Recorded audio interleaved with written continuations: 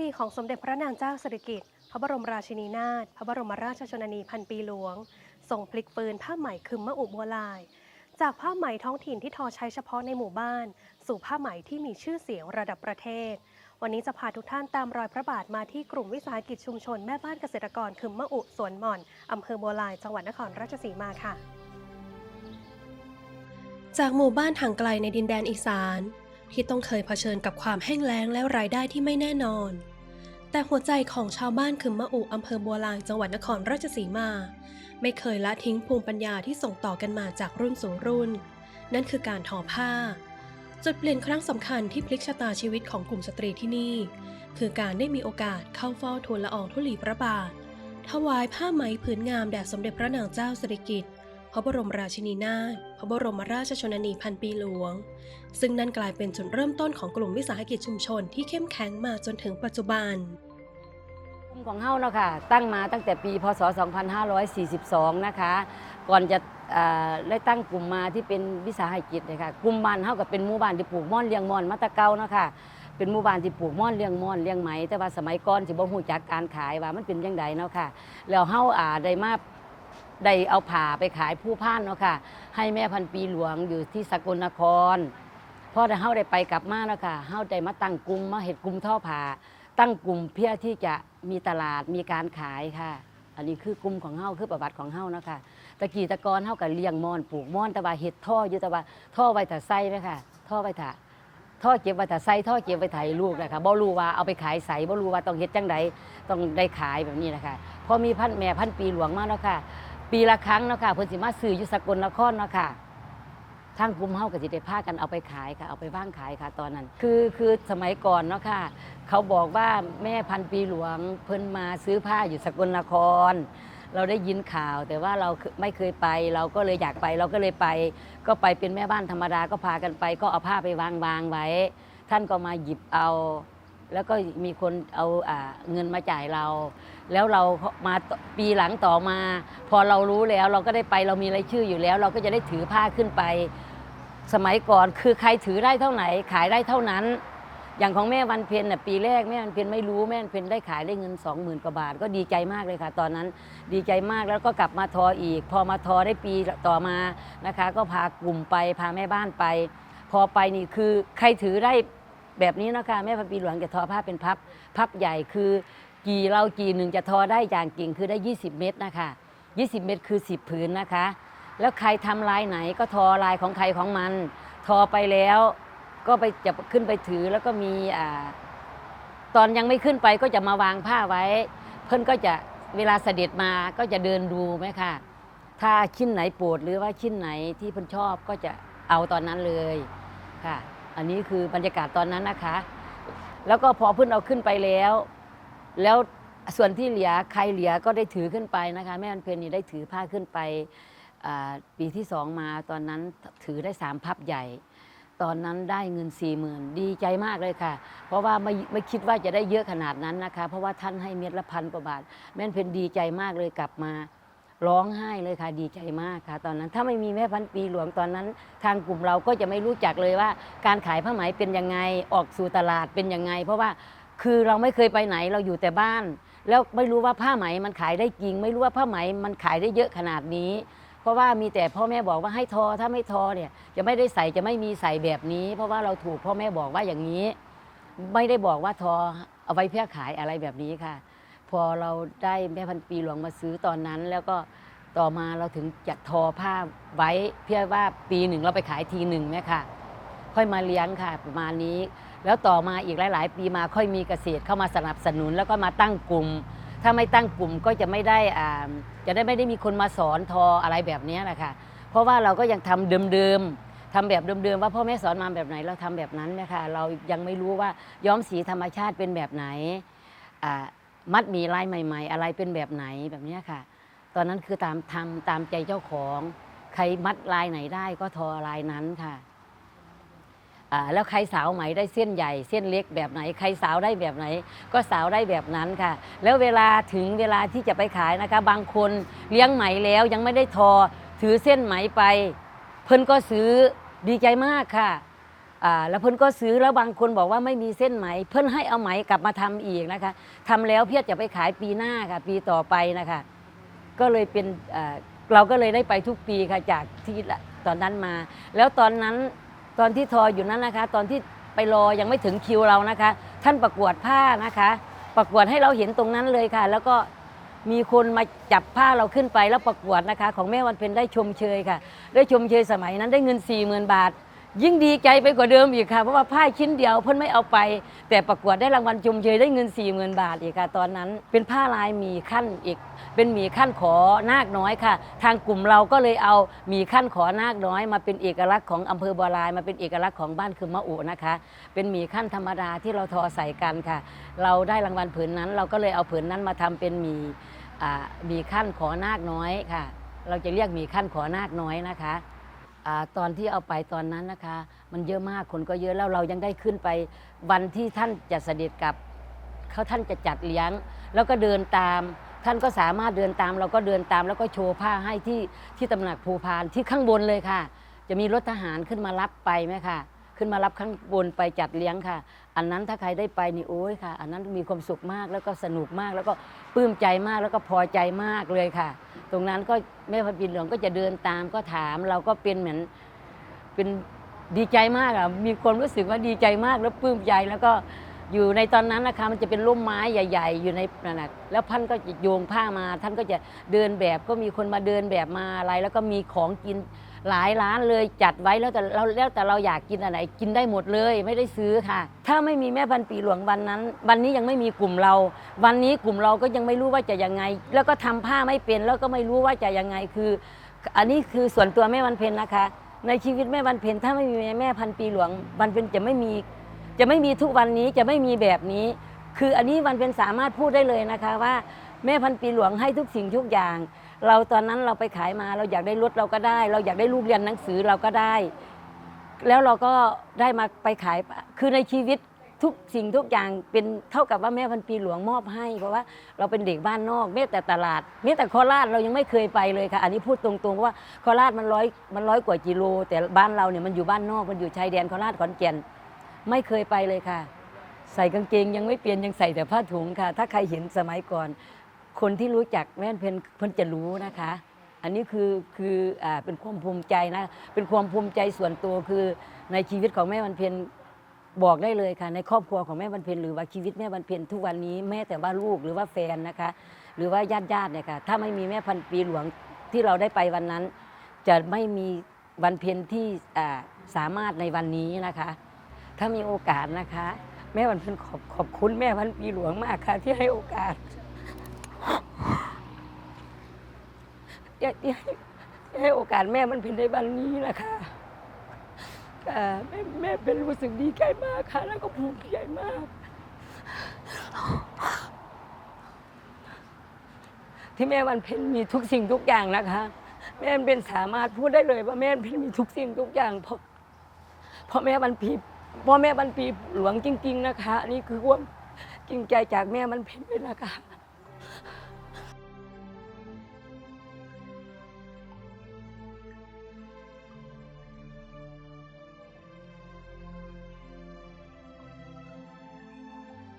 ผ้าไหมมัดหมี่ลายขอนาคน้อยที่ครั้งหนึ่งเคยทอเพื่อใช้ในครัวเรือน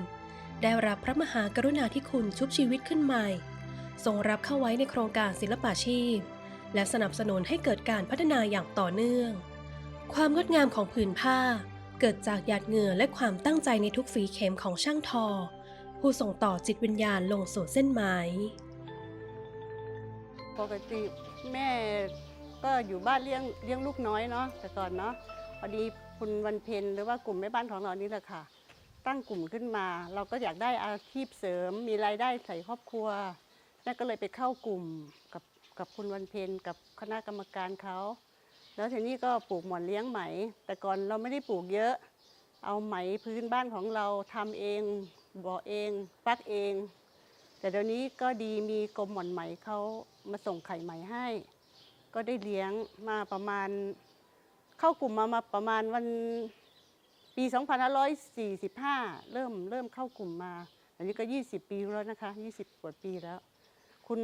วันเพ็ญนี่ก็บอกให้เรามาทอผ้าแล้วก็จะไปส่งที่ภูพานสมัยแต่ก่อนส่งผ้าไหมภูพานนะคะ แล้วก็เราก็ทำมาเรื่อยๆมีรายได้เข้ามาเลี้ยงครอบครัวเยอะพอประมาณแบบว่าเอาเป็นรายได้เสริม แต่เดี๋ยวนี้อย่าเป็นรายได้หลักแล้วล่ะ เพราะว่าทำนามันก็ปีละครั้งนะคะ แต่เราปลูกหม่อนเลี้ยงไหมเนี่ยเราได้ทำปีละ12 รุ่นได้ทุกเดือน ถึงจะน้อยจะมากเราก็ภูมิใจที่เราปีอาชีพนี้ ที่แม่พันปีที่เขาส่งเสริมให้ชาวบ้านเราได้มีอาชีพแล้วก็เลี้ยงครอบครัวได้นะคะภูมิใจดีใจมากเลยค่ะที่ท่านรับผ้าของเราแล้วต่อนนั้นมาแล้วก็มีความแบบกระตือรือร้นอยากขึ้นถวายอีกอย่างนี้นะคะก็ภูมิใจมากเลยค่ะที่พระแม่พันปีช่วยชาวบ้านแล้วก็สร้างชีวิตใหม่ให้กับชาวบ้านของพวกเรานะคะ กว่าจะออกมาเป็นผ้าไหมที่งดงามและสร้างรายได้จนสามารถพลิกฟื้นฐานะความเป็นอยู่ได้นั้น สิ่งสำคัญอยู่ที่การดูแลแปลงหม่อน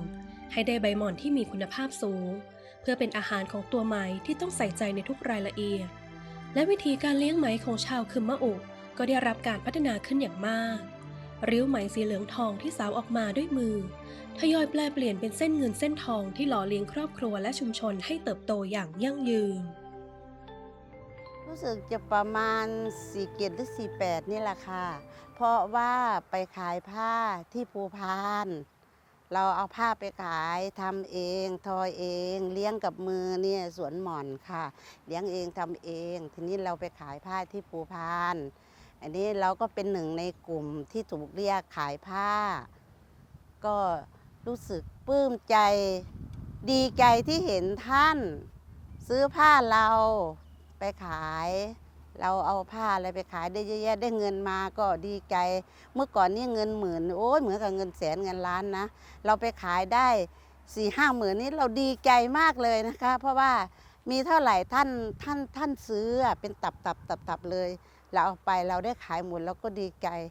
น้ำตาจะไหลเลยเพราะว่าเราปลื้มใจกับท่านที่มีคุณหญิงคุณนายมารับซื้อของเราเขาก็วัดเป็นหลาเป็นเม็ดซื้อแล้วก็มันก็นานแล้วเนาะใบส่งใบเสียอะไรเราก็จำไม่ได้แต่รู้ว่าได้เห็นท่านได้ดูได้เห็นแล้วก็รู้สึกปลื้มใจดีใจเพราะว่ามันเป็นยังไงคนชาวบ้านอย่างเราที่ไปเห็นท่านแบบนั้นซื้อผ้าเราก็มีรายได้ ก็เลยมีกลุ่มทอผ้านี่แหละค่ะพากันไปก็ได้ขายกันแทบหมดทุกคนนะคะเราก็เป็นหนึ่งในกลุ่มที่ถูกเรียกเข้าไปก็ได้เห็นท่านได้ยกมือไหว้ได้อะไรแบบเนี้ยเราก็ดีใจบุญวาสนาเรามีเนาะเราได้เห็นพระองค์ท่านเพราะว่าเราเคยเห็นแต่ในโทรทัศน์ไงเราไม่ได้เห็นสัมผัสตัวจริงแต่ได้ไปเห็นที่ภูพานนั่นแหละก็ดีใจปลื้มใจที่มีรายได้จากท่านมาจนถึงปัจจุบันนี้เราจึงได้ทอผ้าปลูกหม่อนเลี้ยงไหมก็ได้มาจากพระองค์ท่านนั่นแหละค่ะที่สนับสนุนกลุ่มให้ไปขายแล้วก็ได้เงินได้ทองมาเกี่ยวข้าวอะไรข้าวใช้จ่ายอะไรทุกอย่างได้มาจากพระองค์ท่านจนปลื้มใจทุกวันนี้ล่ะค่ะเพราะว่ารายได้จากท่านมันเป็นกำลังใจของเราที่มาอยู่ทุกวันนี้มีรายได้ถึงว่าจะไม่เยอะเหมือนเก่าแต่เราก็มีรายได้จากท่านที่สอนให้รู้ว่าผ้าไหมแล้วก็เส้นไหมชาวไร่ชาวนาของเรานี่ทำนาเป็นหลักแต่อันนี้เป็นอาชีพเสริมแต่เดี๋ยวนี้ไม่ใช่แล้วค่ะเดี๋ยวนี้เป็นอาชีพหลักแล้วเพราะว่ารายได้จากท่านเรามาส่งครอบครัวส่งลูกส่งอะไรการใช้จ่ายในครอบครัวก็ดีขึ้นจากพระองค์ท่านที่ให้เราปลูกหม่อนเลี้ยงไหมแล้วก็มีไข่ไหมจากโคราชที่มาให้เราฟรีได้เลี้ยงได้เติบโตขึ้นมีเส้นไหมผ้าไหมรู้สึกดีใจปุ้มใจมากค่ะแม่ก็เลี้ยงเป็นเลี้ยงไหมนะคะทั้งท่อกับท่อทั้งเลี้ยงไหมกับเลี้ยงกับเฮ็ดมากกับบ่โดนดอกแม่เฮ็ดอยู่ประมาณ4-5 ปีแม่เพิ่งสิมาเริ่มเฮ็ดกับเพิ่น ประสบการณ์นี่ยังแม่กับว่าหลายหรอก4-5 ปีก็จะว่าเป็นรายได้เป็นหลักก็ว่าได้เนาะจากทำหน้าเฮาก็ทำแต่ว่าม่อนเฮาก็เลี้ยงตัวไหมนี่เฮาก็เลี้ยงอยู่บ่ขาดเพิ่นมาเอาทั้งกรมม่อนไหมเพิ่นเอาพันธุ์มาให้แม่ก็ได้เลี้ยงน้ำเพิ่นทุกหุ่นม่อนก็ปลูกไว้ก็มีหลายแปลงก็พอได้เลี้ยงถึงสิว่าบ่ใหญ่แม่ก็เลี้ยงได้แค่20-30 ดงแม่ก็คือบ่ว่างคือบ่แม่นว่าสิเฮ็ดธุรกิจใหญ่โตดอกแม่ก็ไปเรื่อยๆตายมั่ง เลี้ยงไหมก็มีตายมั่งมีได้มั่งก็บ่แม่นว่าสิได้ทุกหุ่นดอก แต่ว่าก็ดีใจที่ได้มาเฮ็ดเพราะว่าแม่นี่ก็จังใดล่ะรายได้ก็จากรับจ้างแม่ก็เป็นลูกจ้างเพิ่นอยู่ในกรุงเทพแม่ก็กลับมาบ้านแม่ก็หาอาชีพที่สิเฮ็ดก็คือเลี้ยงไหมนี่ก็เป็นรายได้ที่ดีใจนะคะที่ว่าได้มีเส้นไหมทรงเพิ่นแม่ก็เฮ็ดบ่งามบ่ดี แต่ว่าก็มีไหมทรงเพิ่นให้ผู้เพิ่นที่มีจังแม่ละอองเพิ่นก็เฮ็ดได้เพิ่น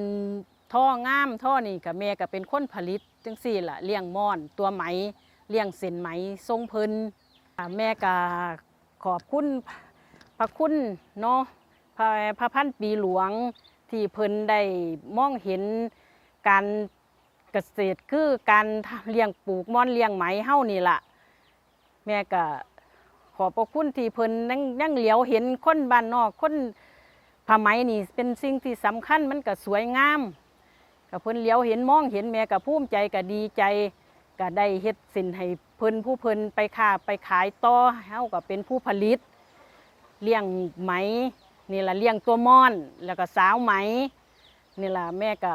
เป็นผู้ทรงเส้นไหมเพิ่นมีมือนี้ได้พอพันปีหลวงเพิ่นซอยเหลือเพิ่นมองเห็นการไกลอนาคตก็ยังสิไปได้ไกลอีกก็นี่สำหรับลูกหลานที่สิสืบสานต่อเฮาไปจากรุ่นสู่รุ่นค่ะพระราชปณิธานอันยิ่งใหญ่ของสมเด็จพระบรมราชชนนีพันปีหลวงไม่เพียงแต่จุดประกายให้ชาวบ้านลุกขึ้นมาพัฒนาตนเองเท่านั้นแต่ยังส่งผลให้หน่วยงานภาครัฐเข้ามาบูรณาการร่วมกันขับเคลื่อนโดยเฉพาะการยกระดับกระบวนการผลิตให้มีมาตรฐานและพร้อมแข่งขันในตลาดยุคใหม่กรมส่งเสริมการเกษตรนะครับได้ดำเนินการจดทะเบียนวิสาหกิจชุมชนนะครับให้กับกลุ่มเกษตรกรผู้ปลูกหม่อนเลี้ยงไหมนะครับอำเภอบัวลายนะครับซึ่งดำเนินการตามพรบวิสาหกิจชุมชนพรบส่งเสริมวิสาหกิจชุมชนพศ 2548นะครับเพื่อให้เกษตรกรนะครับกลุ่มที่ดำเนินการเป็นกลุ่มนะครับได้รับการจดทะเบียนให้ถูกต้องนะครับตามพรบนะครับซึ่งกลุ่มนี้นะครับได้ดำเนินการจดตั้งแต่ปี 2542 นะครับเพื่อที่จะดำเนินการจำหน่ายสินค้านะครับผลิตสินค้าหรือบริการนะครับด้วยตัวเองนะครับมีความสามารถในการบริหารจัดการสินค้าด้วยตนเองนะครับสำหรับทางสำนักงานเกษตรนะครับก็จะเป็นผู้ที่จะดำเนินการจดทะเบียนแล้วก็เป็นผู้ประสานงานนะครับในพื้นที่นะครับให้ส่วนราชการต่างๆนะครับเพื่อที่จะบูรณาการทำงานร่วมกันนะครับโดยเฉพาะการทำงานร่วมกับแปลงใหญ่นะครับแปลงใหญ่หม่อนไหมนะครับเพื่อเป็นต้นแบบในการบริหารจัดการกลุ่มเพื่อให้เกิดการใช้เทคโนโลยีที่เหมาะสมนะครับเพิ่มประสิทธิภาพการผลิตนะครับรวมถึงเรื่องการจำหน่ายสินค้าด้วยนะครับนอกจากนั้นยังบูรณาการกับกรมหม่อนไหมนะครับเพื่อจะนำพันธุ์หม่อนไหมที่ดีมีคุณภาพมาให้เกษตรกรได้ทำการเพาะปลูกนะครับแล้วก็วิชาการต่างๆนะครับที่เกี่ยวข้องนะครับไม่ว่าจะเป็นการปรับปรุงคุณภาพในเรื่องของผลิตภัณฑ์ต่างๆนะครับการสร้างมูลค่าเพิ่มให้กับสินค้าของเกษตรกรนะครับทางสำนักงานเกษตรก็พยายามที่จะหาวิทยากรนะครับผู้ที่มีความรู้นะครับมาถ่ายทอดความรู้ให้กับเกษตรกรครับจากผ้าไหมพื้นถิ่นก้าวสู่ผลิตภัณฑ์ขึ้นชื่อที่เป็นอัตลักษณ์ระดับจังหวัดและระดับประเทศ สำนักงานพัฒนาชุมชนได้เข้ามาช่วยเติมเต็มทั้งการพัฒนาลวดลาย การย้อมสีธรรมชาติที่ปลอดภัย และการขยายช่องทางทางการตลาด เพื่อให้มั่นใจว่าภูมิปัญญาจะอยู่คู่ชุมชนคึมมะอุพร้อมสร้างความกินดีอยู่ดีอย่างยั่งยืน ในการขับเคลื่อนกิจกรรมของสำนักงานพัฒนาชุมชนอำเภอบัวลายเราก็ได้รับมอบหมายจากทางจังหวัดนครราชสีมานะคะแล้วก็กรมการพัฒนาชุมชนในการขับเคลื่อนกิจกรรมณขณะนี้เราดำเนินการคัดสรรสุดยอด1ตำบล1ผลิตภัณฑ์ปี 2569 กลุ่มนี้ได้ส่งผลิตภัณฑ์ที่ผ่านมพชไปทั้งสองผลิตภัณฑ์นะคะก็จะเป็นผ้าไหมมัดหมี่ผ้าคลุมไหล่เพราะว่าเราจะต้องคัดสรรเพราะว่าอะไรมันเป็นช่องทางการตลาดที่จะดำเนินการตะกี้นี้นะคะเราได้ส่งไปจำหน่ายอยู่ที่เมืองทองธานีในโอท็อปมิดเยียเพราะว่าเราได้รับพระกรุณาจากพระพันปีหลวงในการที่จะดูแลพี่น้องประชาชนตรงนี้นะคะนอกจากนั้นนะคะท่านพระพันปีหลวงนะคะก็ได้ให้ทางกรมการพัฒนาชุมชนเนี่ยดูแลในเรื่องของการประกวดผ้าไหมนะคะอันนี้ก็จะเป็นผ้าไหมที่ทางอำเภอบัวลายได้รับเป้ามาทั้งหมด34ผืนแต่ว่าเป้าลงของกลุ่มทอผ้าไหมของบ้านพี่บรรเพญเนี่ยคือ10ผืนนะคะเพราะฉะนั้นอันนี้คือลายขอสมเด็จเจ้าฟ้านะคะก็เป็นลายที่ได้พระองค์ท่านได้พระราชทานมาแล้วก็ได้ต่อยอดเพื่อที่จะให้ราษฎรในพื้นที่นี้มีช่องทางการจำหน่ายแล้วก็มีผลิตภัณฑ์เพิ่มมากขึ้นในพื้นที่ท่านจะเห็นว่าผลิตภัณฑ์นี้หลากหลายนะคะแต่ว่าณขณะนี้ก็คือกรมการพัฒนาชุมชนให้ความสำคัญในเรื่องของการคัดสรรผลิตภัณฑ์การส่งผ้าเข้าประกวดในครั้งนี้โดยได้รับความกรุณาจากท่านนายอำเภอบัวลายท่านพัติมารุ่งพัฒนพันธ์ท่านพัฒนาการอำเภอท่านหัวหน้าชาลีชูชีในการให้การสนับสนุนนะคะเพราะว่าถ้าต้องส่งเสริมให้พี่น้องประชาชนทั้งอำเภอนะคะแต่ว่าโดยเฉพาะกลุ่มนี้กลุ่มของกลุ่มวิสาหกิจชุมชนแม่บ้านเกษตรกรคือหมู่สวนหมอนนี่คุณพี่บรรเพญแสงกันหานี่เป็นประธานเครือข่ายโอท็อปของอำเภอด้วยนะคะในการที่จะดูลูกทีมหมายถึงดูแลเครือข่ายโอท็อปของจังหวัดนครราชสีมาโดยเฉพาะของอำเภอบัวลายให้ต่อยอดแล้วก็เดินไปพร้อมๆกันอีกช่องทางนึงคือเป็นการเพิ่มช่องทางการจำหน่ายแล้วก็พัฒนาผลิตภัณฑ์ไปในตัวค่ะ จากความมุ่งมั่นของชาวคึมมะอุ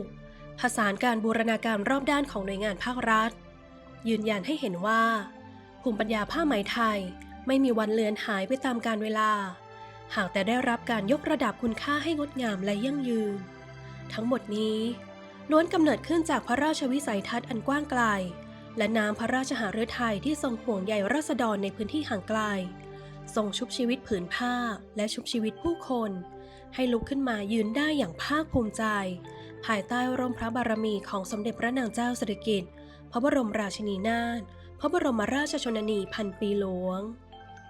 ผ้าไหมทุกผืนไม่เพียงสะท้อนเอกลักษณ์อันโดดเด่นของชาวคึมมะอุอำเภอบัวลายเท่านั้นแต่ยังเป็นประจักษ์พยานถึงพระราชปณิธานอันยิ่งใหญ่ที่ทรงชุบชีวิตภูมิปัญญาท้องถิ่นให้กลายเป็นอาชีพที่ยั่งยืนและพระบารมีของพระองค์จะทรงอบอุ้มผ้าไหมไทยตราบนานเท่านานค่ะ